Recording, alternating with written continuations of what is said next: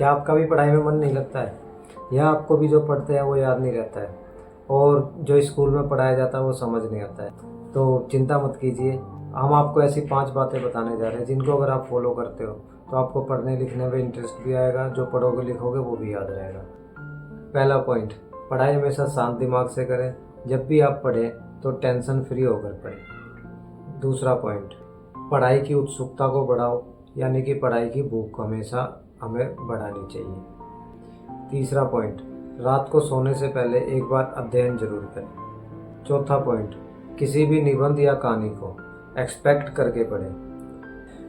पांचवा पॉइंट, याद किए हुए विषयों को हमेशा रिवाइज करते रहें, यानी जो सब्जेक्ट आपको याद है या जो लेसन आपको याद हो चुका है तो हमेशा दूसरा लेसन याद करने के बाद उस लेसन को भी रिवाइज ज़रूर करें। उससे क्या होगा, आप नया लेसन तो याद कर ही लोगे, पिछला लेसन भी आप नहीं भूल पाओगे।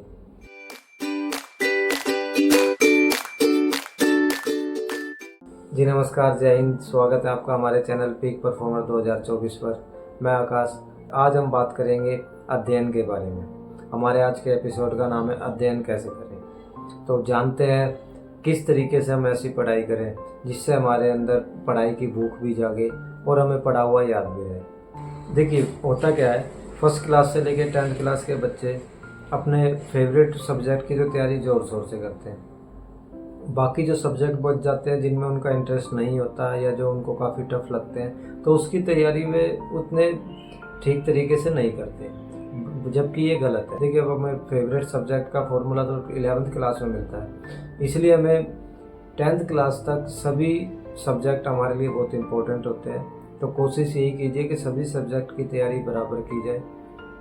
जो आपका फेवरेट सब्जेक्ट है उसको आप फेवरेट रखिए, लेकिन प्रायोरिटी देखिए, सबको बराबर दीजिए। ये चीज़ पेरेंट्स को भी समझनी चाहिए, बच्चे का इंटरेस्ट किस सब्जेक्ट में है और बच्चे को टफ कौन सा सब्जेक्ट लगता है, तो उसको जो टफ सब्जेक्ट है उसको थोड़ा सॉल्व करने में, रीड करने में तो पेरेंट्स जो हेल्प कर सकते हैं।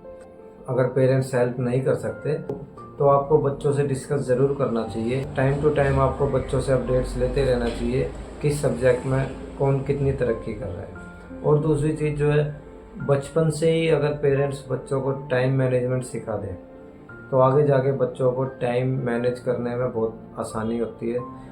बच्चों को आप टाइम की अहमियत समझाइए, किस समय खेलना है, किस समय पढ़ाई करनी है। तो बचपन से ही अगर बच्चे को टाइम की अहमियत पता चलेगी तो आगे जाके उसको टाइम मैनेज करने में बहुत आसानी होगी। ये पेरेंट्स को हमेशा ध्यान रखना चाहिए। बच्चा स्कूल से आता है तो स्कूल से आते ही कभी भी उसे पढ़ाई में ना लगाएं, कभी भी उसे ट्यूशन ना भेजें। अगर उसे घर में खेलना है तो उसे खेलने दीजिए, अगर उसे सोना है, रेस्ट करना है तो उसे सोने दीजिए। उससे क्या होगा, उसके शरीर को भी थोड़ा रेस्ट मिलेगा, उसके दिमाग को भी थोड़ा रेस्ट मिलेगा। अब आप सोचोगे कि खेलने कूदने से कैसे रेस्ट मिलेगा। देखिए बच्चे जो होते हैं वो खेलने कूदने से कभी नहीं थकते, ये उम्र ही ऐसी होती है, इसमें बच्चा कभी खेलने कूदने से नहीं थकता वो उस काम से जो काम उसको पसंद नहीं। तो बच्चों को थोड़ा रिलैक्स होने का भी मौका दीजिए। अगर बच्चा कोई गलती करता है तो हमेशा उसको गलती का एहसास करवाएं, ना कि उसको पिटाई का एहसास करवाना है। अगर आपका बच्चा देखिए कुछ ज़्यादा नुकसान करता है, घर में चीज़ों की कदर नहीं करता, तो उनको आप अपना एग्जाम्पल देकर समझा सकते हैं, अपनी सक्सेस स्टोरी बता सकते हैं, आप उनको उन चीज़ों का महत्व बता सकते हैं। आपने कैसे मेहनत करके अपने बच्चों के लिए चीज़ें इकट्ठी की हैं, आप कैसे मेहनत करके अपने बच्चों को पढ़ा रहे हैं। तो आप इन चीज़ों को अगर बच्चों को समझाएंगे अपने आप को रखकर, तो बच्चा जल्दी इस चीज़ को कैच करता है। दूसरे की कहानियों से बच्चों को कोई मतलब नहीं होता। बच्चों को अगर आप अपना एग्जाम्पल दोगे तो बच्चा जल्दी समझेगा। तो कभी भी बच्चे को डांटिए, लेकिन डांटना भी है तो उसको एहसास करवाइए। उस डांट का कोई फ़ायदा नहीं जो डांट सर के ऊपर से चली जाए और जिस डांट को बच्चा इग्नोर करने लग जाए।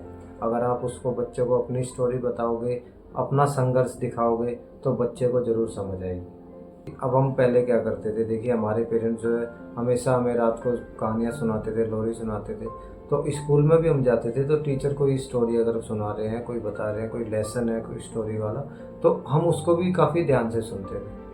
आजकल के बच्चों में ये चीज़ें है नहीं, मोबाइल का ज़माना है, स्टोरी कहानियाँ ये सब गई बातें हो चुकी हैं। लेकिन आज अगर आप इसको अपनी कहानी अगर बच्चों को बताते हो तो बच्चे ध्यान लगा के सुनेंगे और उनको कुछ सामने वाले की बातें सुनने में इंटरेस्ट जगेगा। अपने बच्चों के सामने कभी भी दौलत का घमंड ना करें।